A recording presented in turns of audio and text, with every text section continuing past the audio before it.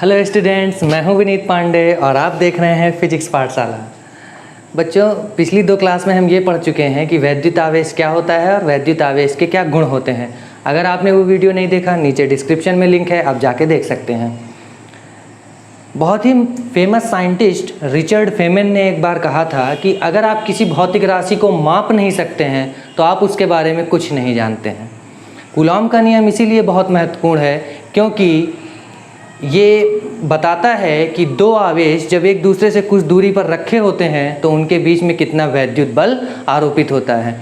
Gilbert और Franklin ने वैद्युत आवेश की परिभाषा दी, वैद्युत आवेश के प्रकार बताए और ये बताया कि वैद्युत आवेश एक दूसरे के ऊपर वैद्युत बल आरोपित करते हैं, लेकिन ये नहीं बता पाए कि ये कितना वैद्युत बल आरोपित करते हैं। तो कूलॉम का नियम इसीलिए महत्वपूर्ण है क्योंकि ये बताता है कि 2 आवेश एक दूसरे के ऊपर कितना वैद्युत बल लगाते हैं। तो आइए देखते हैं कूलॉम का नियम क्या कहता है।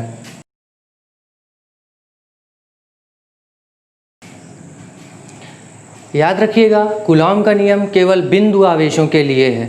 बिंदु आवेशों का मतलब है कि जब 2 आवेश एक दूसरे से इतनी दूरी पर रखे हों कि उनके बीच की दूरी उन आवेशों की साइज की तुलना में बहुत ज़्यादा हो। जैसे अगर ये आवेश आप देखें, ये Q1 और Q2 आवेश, Q1 Q2 आवेश एक दूसरे से r दूरी पर रखे हैं, तो इन आवेशों की जो साइज़ है वो इनकी दूरी की तुलना में बहुत कम है, तो इसको हम क्या कहेंगे? बिंदु आवेश। कूलॉम ने बताया कि जब 2 बिंदु आवेश एक दूसरे से कुछ दूरी पर रखे होते हैं तो उनके बीच लगने वाला वैद्युत बल F अनुक्रमानुपाती होता है। किसके? आवेशों के गुणनफल के। 2 बिंदु आवेशों के बीच लगने वाला वैद्युत बल आवेशों के गुणनफल के अनुक्रमानुपाती होता है। इसके बाद उन्होंने बताया कि इनके बीच लगने वाला बल F आवेशों के बीच की दूरी r के वर्ग के व्युत्क्रमानुपाती होती है, यानी F अनुक्रमानुपाती Q1 Q2, F व्युत्क्रमानुपाती r²। अनुक्रमानुपाती का मतलब है कि अगर हम आवेशों का मान बढ़ा देंगे तो इनके बीच लगने वाले वैद्युत बल का मान बढ़ जाएगा। व्युत्क्रमानुपाती का मतलब है अगर इनके बीच दूरी को बढ़ा देंगे तो इनके बीच लगने वाले वैद्युत बल का मान घट जाएगा। तो F अनुक्रमानुपाती Q1 Q2, अगर हम इन दोनों को साथ में लिखें,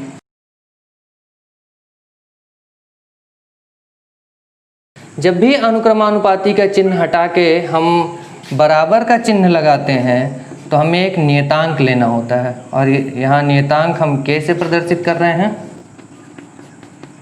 तो K का जो मान है ये सार्वत्रिक गुरुत्वाकर्षण में आपने जो कैपिटल G पढ़ा था उससे अलग है, क्योंकि सार्वत्रिक गुरुत्वाकर्षण नियतांक माध्यम पर निर्भर नहीं करता है। यानी अगर 2 वस्तुएं एक दूसरे के ऊपर गुरुत्वाकर्षण बल लगा रही हैं तो ये इस बात पर निर्भर नहीं करेगा कि उन वस्तुओं को हमने किस माध्यम में रखा है। 2 वस्तुएं हैं, आप इनके बीच में कोई ईंट की दीवार या लकड़ी रख दीजिए या इन दोनों को हम किस पानी में लेकर जाएं तो इनके बीच लगने वाले गुरुत्वाकर्षण बल का मान नहीं बदलेगा। लेकिन 2 आवेश अगर एक दूसरे से कुछ दूरी पर रखे हैं और इनके बीच का माध्यम बदल दिया जाए तो इनके बीच लगने वाला वैद्युत बल बदल जाता है। तो ध्यान रखिएगा, वैद्युत बल माध्यम पर निर्भर करता है जबकि गुरुत्वाकर्षण बल माध्यम पर निर्भर नहीं करता है। तो इस K का मान 2 बातों पर डिपेंड करता है। किस पे? एक माध्यम पे और दूसरा मात्रकों पे। मात्रक आपने कौन सा लिया है? तो अगर हम SI पद्धति का उपयोग करें और इन दोनों आवेशों को हम निर्वात में रखें तो इस K को हम लिखते हैं 1/4 pi epsilon not. Epsilon not को हम निर्वात की विद्युतशीलता कहते हैं। एप्सिलॉन नॉट क्या है?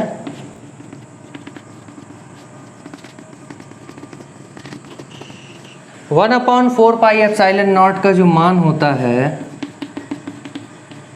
वो अगर हम SI मात्रक लें, SI मात्रक यानी कूलॉम और मीटर में, तो इसका मान होता है 9 × 10⁹ न्यूटन मीटर स्क्वायर प्रति कूलॉम स्क्वायर।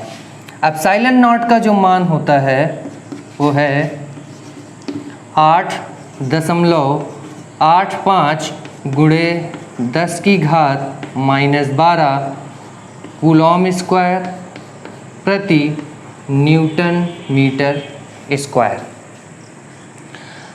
अब अगर इन दोनों आवेशों के बीच हम कोई दूसरा माध्यम रख दें तो ये जो बल है ये बदल जाएगा। इसको अब हम क्या लिखेंगे, F = 1/4 पाई एप्सिलॉन।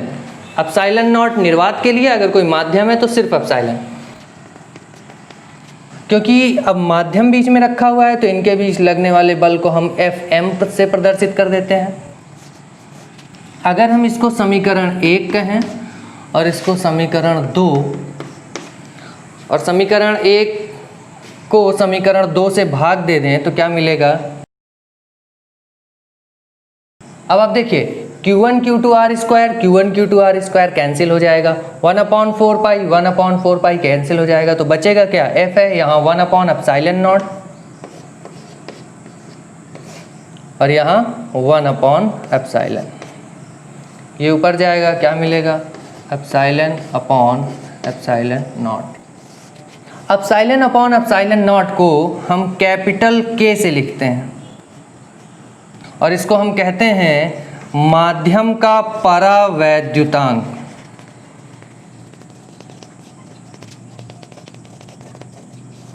अलग अलग माध्यमों के लिए K का मान अलग अलग होता है।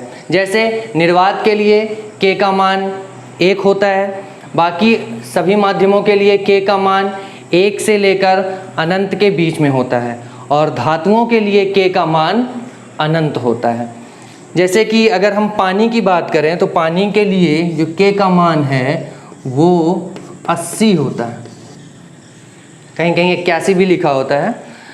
तो आपने देखा होगा कि जब आप नमक को किसी बर्तन में रखकर, सूखा नमक, अगर आप उसको गर्म करते हैं तो वो पिघलता नहीं है, लेकिन जैसे ही आप उसको थोड़े से पानी में डाल देते हो तुरंत पिघल जाता है। ऐसा क्या होता है? आपको पता है कि नमक का जो केमिकल फॉर्मूला है वो क्या है, NaCl। मतलब ये बनता है सोडियम आयन और क्लोरीन आयन। धनावेश और ऋण आवेश ये एक दूसरे को वैद्युत बल के द्वारा आकर्षित किए हुए रहते हैं, एक दूसरे से बंधे रहते हैं।